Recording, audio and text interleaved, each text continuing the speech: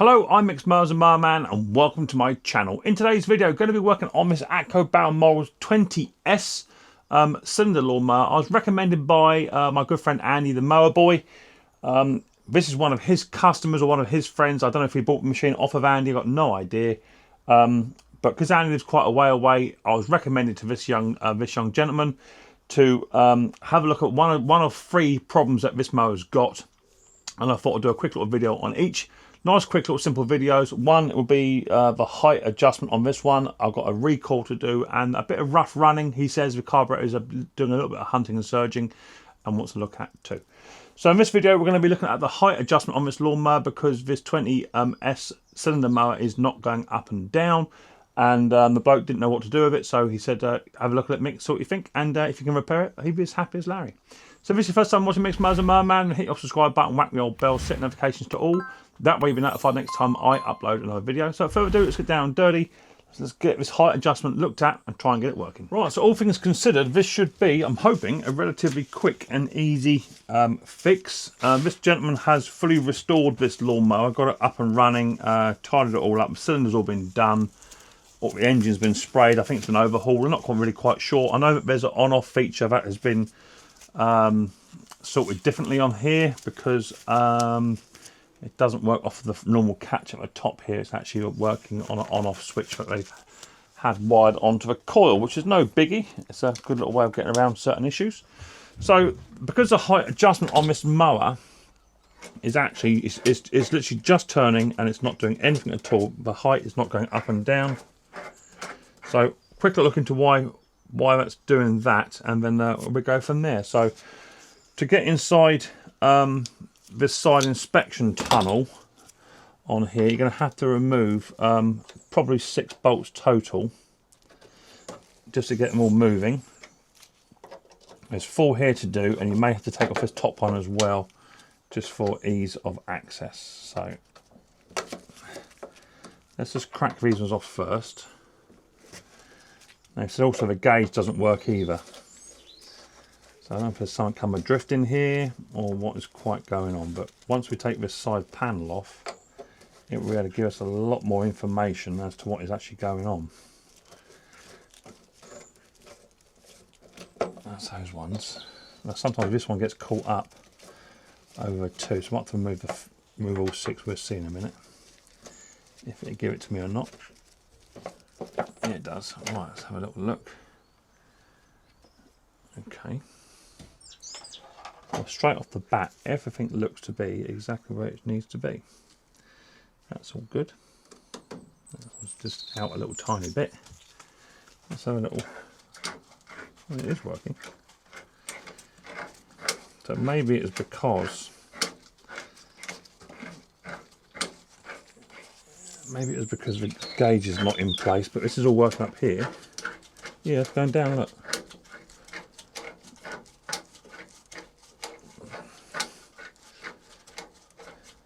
Yeah, that's going down. So I'll go all the way down to the very, very bottom.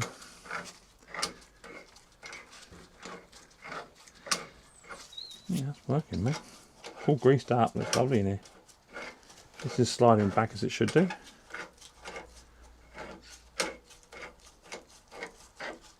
That's on the lowest setting. And back up again. So normally this spring comes off. That's normally a telltale. Go all the other way.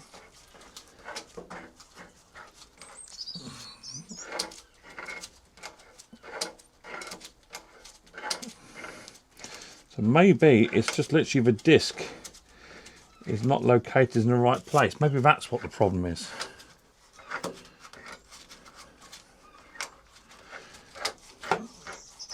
Let's go all the way up. Now it's taking a bit of time, but let's go up to the highest setting it's got.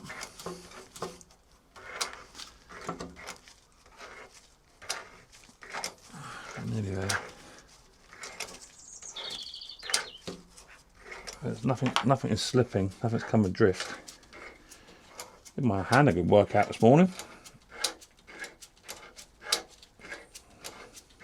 Well, that's the highest setting it is.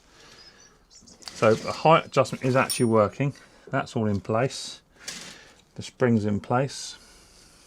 That's good. Nothing's come adrift here. That's all good. It's all solid. So maybe he's saying to me that this little disc here is not actually working. Maybe that's what he's referring to. When it spins. So all you have to do is put this on the highest setting. So S is for scarify. And then 4 will be your highest setting possible. Now what you have to do is when you put this back on, there's a lug just here on the front of this machine. There's a lug here, and that lug has to sit inside that housing there. And if that doesn't sit in there, then that gauge will never work. So maybe that's the thing. So let's just line that up as to where it's got to be. Maybe about there. Normally it's easier to actually do this with off the plate. Now that's where it needs to be, but you can see it's not actually in its home. So I'm going to remove the plate. I'm going to put them screws back in and bolts back in. Sorry. Now these plates are notorious for coming off. Absolutely notorious. One of the best things I can recommend to do is get a little bit of Aradite and just smear it on the inside edge just here, once you have it in the right place, of course. So you actually glue the green piece to it. I have used self tappers before just to hold it in place, but they are notorious for coming out. So let's put that back on there then.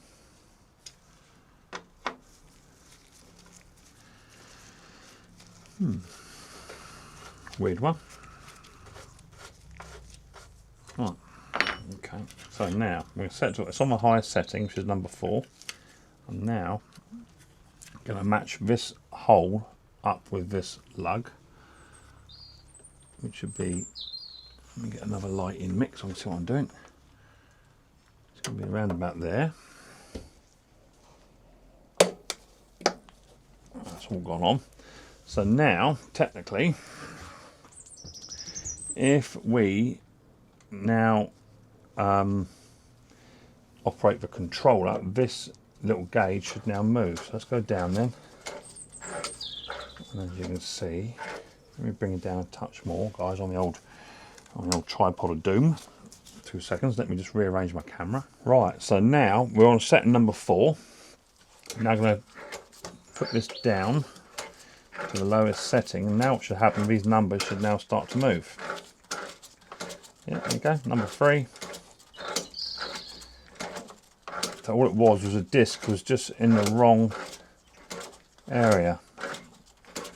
And you can see down back here, this height control, I'll put my hand underneath it, you can see it now starting to come down onto my hand now. That's level 2. That's level 1. And then down to the scarify level, or the lowest level.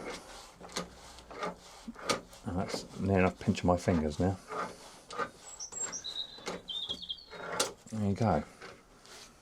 So it is working. It's just literally these discs are a pain in the bum. So what I'd recommend is just get a little tiny bit of Aradite and just poke it behind there, press it in overnight, and just let it sit there, so it's got something else to hold onto. Otherwise, these literally they just pop out. So I may just knock a little bit of Aradite up, and I'm going to put it just behind there, just so it's just got something to stick to. Otherwise, yeah, they become a bit of an issue. So let me get some Aradite mixed up, and I'll show you what I'm going to do next. Well, what I've got here is some stuff I use. It's called Fantastic Elastic. There you go. This is good stuff. And this forms a bond with bonds and seals, metal, glass, ceramics, mirrors, plastics, woods, leathers, vinyl, and fabrics. I'm going to put some of that on. Now, it doesn't have to. I don't want to super glue it, just in case I have to get in there. But it's got to have something just to. It doesn't take anything. One good knock, and to see how easy that just starts to pop off. So all I'm going to do is just around this fishing surface here, I'm just going to put, not a lot, just a little dabadooya. Just literally going to run some in there. This is more like a gel than actually it's like a super glue. There's some along this bottom bit. I don't want a lot. There's in little areas, so I can actually get this just to adhere to this side here,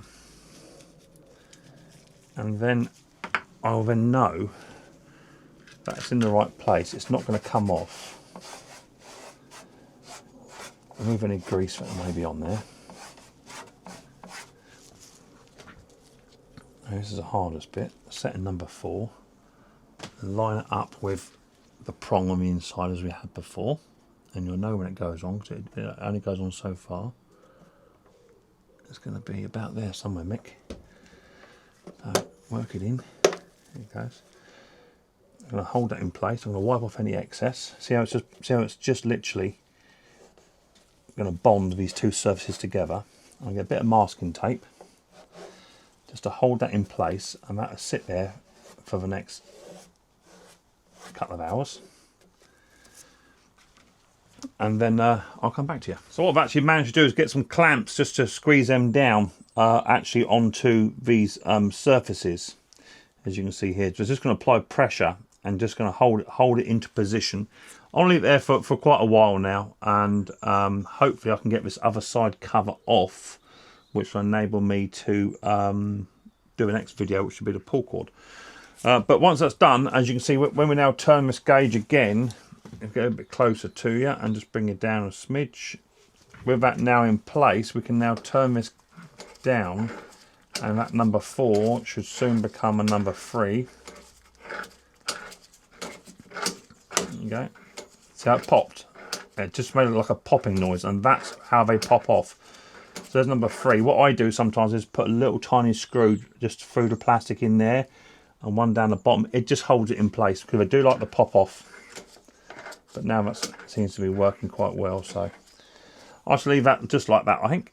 So there you go, a nice quick simple little fix rather than putting a screw in there, because no matter what you put in there, you're going to see it. And as this gentleman has done like a bit of a restore on this machine, I don't put a dirty great screw in there. Even if I paint it black, it's still going to be a bit visible. So hopefully this bonding agent will adhere to that. If not, I'll get some Aradite out, but hopefully that will hold it. There's nothing you can do. They just pop off all the time, and it even puts people off. If you're going to sell a machine like this, it even puts people off when there's no side cover on here, no height adjustment gauge. So hopefully within about 20 minutes to half an hour, that would have adhered a little bit, and that'd be that. So there's nothing wrong with the height adjustment. It's just literally the little tiny sensor. The height adjustment gauge wasn't in the right location. It needs to sit within the dowel and the spacer, and then yeah, easy as that. So that was nice and simple. Makes a change. So there's a little video for you. If you did enjoy it, hit your thumbs up, and don't forget to subscribe to the channel and set your bell notifications to all. That way you'll be notified next time I upload another video. And I look forward to see you girls and guys next time, Micks Mowers, very, very soon. But until then, don't forget, much more importantly, take it easy.